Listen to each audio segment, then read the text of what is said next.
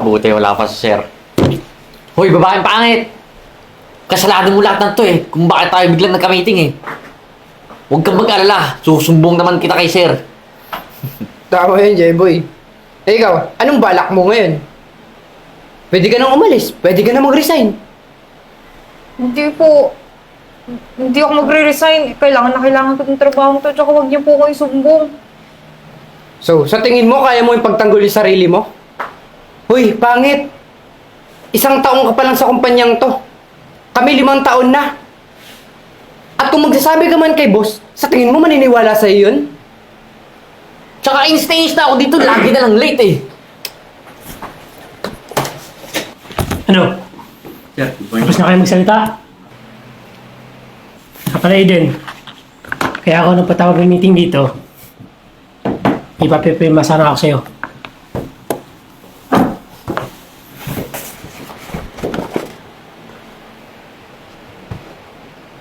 Sir! Ba't niyo ako tatanggalin, sir? Eh, sir, wala naman akong kasalanan eh. Pwede naman ako magpaliwanag, di ba? Tsaka, sir, kailangan ko tong trabaho to. Ako lang inaasahan ng pamilya ko. Kahit doblein ko yung pag-overtime ko, sir, kahit wag niyo na akong bayaran. Basta wag niyo akong tatanggalin. Sir naman, maawa kayo sa akin. Hoy, babae! Kahit anong gawin mong overtime, kahit ilang milyong oras pa yung gugugulin mo, sa tingin mo matatapos mo yung mga project mo? Kahit anong paliwanag mo dyan kay sir, di na makikinig sa'yo yan. Puro palpak yung mga trabaho mo. Exactly! Yung pangit at third na to, hindi na bagay ito sa kampanya natin eh. Tama na boys. Miss Eden, pirmahan mo na yung papel na binigay ko.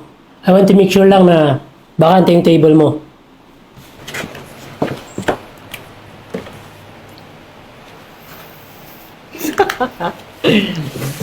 Wawa naman ang pangit na babaita. Malis ka na!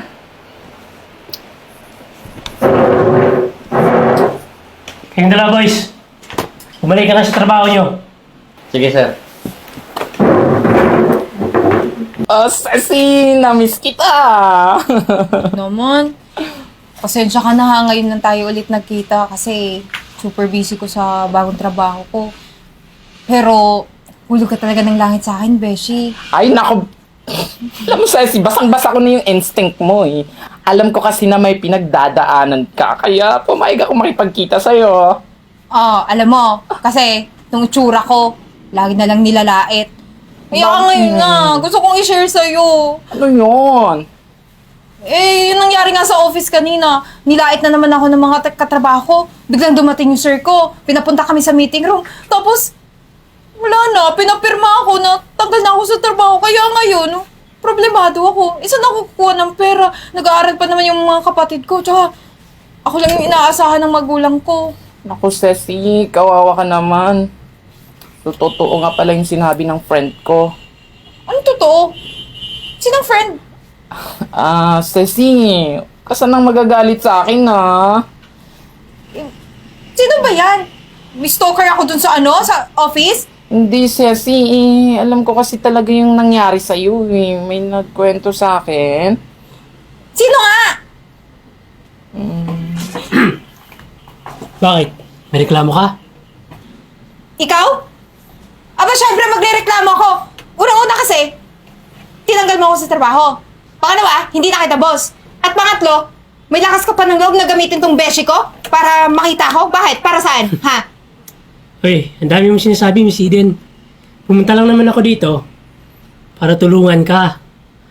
Nagpapatulong ako sa kaibigan ko. Ka. Baguhin? Eh, wala naman kailangan baguhin sa akin Tsaka pinanganak akong natural lang, normal, mabait.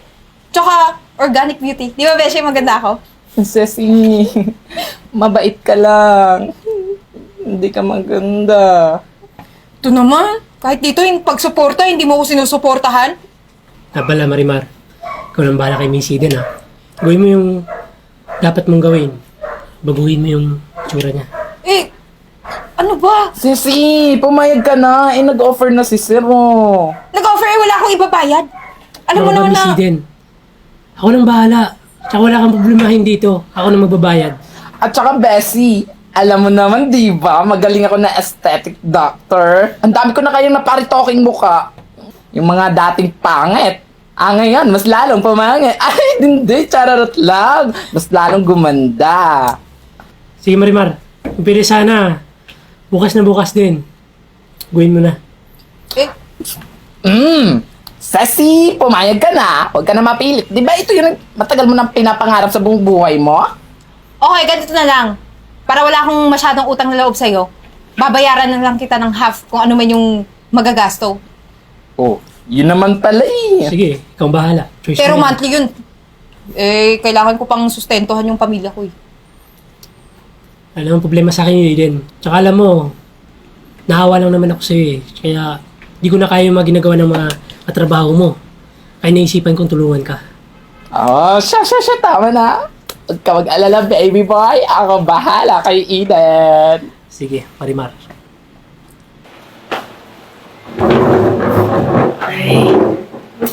Buti na lang. Naisipan niyo pang pumasok. Dapat maaga yung pasok niyo ngayon dahil may meeting. Ano ba naman kayo? Simpleng pinag-uutos ko lang sa inyo, hindi niyo pa magawa. Kaysa pagpasok pa lang sa umaga, hindi niyo magawa. Alam niyo, 5 taon na kayo dito. Wala pa rin kayong improvement eh. Alam niyo ba? Bumababa na yung sales natin ngayon. Tsaka isa pa. May ipapipirma ako sa inyo. Basahin niyo itong mabuti ah.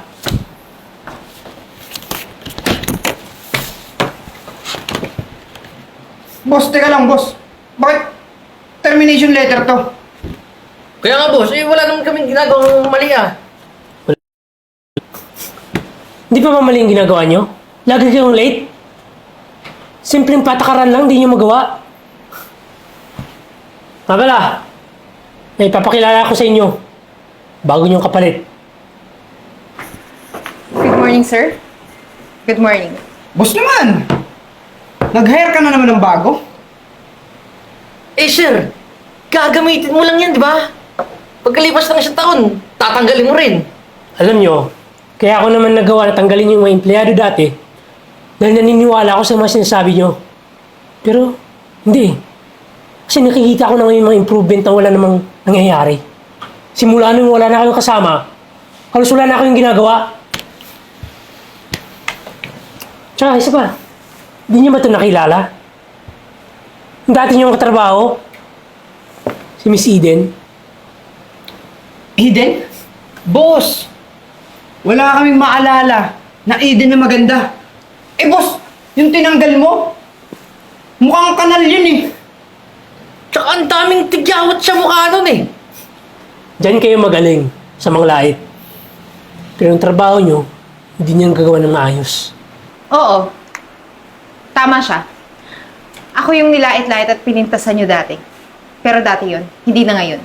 At nagpapasalamat ako ng malaki kay Sir Francis kasi tinulungan niya ako magbago. Para hindi na ako habang buhay nalait-laitin at pintasan ng mga taong katulad niyo. Tsaka isa pa, kaya ako naman kayo tatanggalin. Kasi nakikita ko sa CCTV na si Miss Eden palang gumagawa ng trabaho nyo. Ano? Wala kayong masabi, no?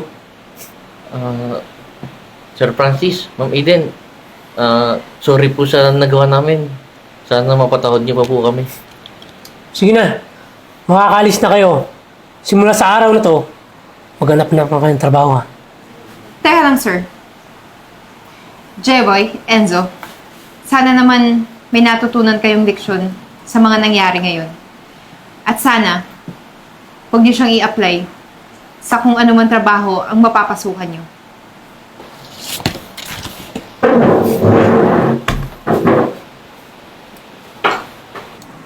By the way, Miss Eden, I would like to congratulate you kasi ikaw lang magiging manager dito sa kumpanya ko. Talaga, sir? Naku po, maraming salamat po, ah. Congratulations, Miss Eden. Thank you po. Salamat sa tiwala.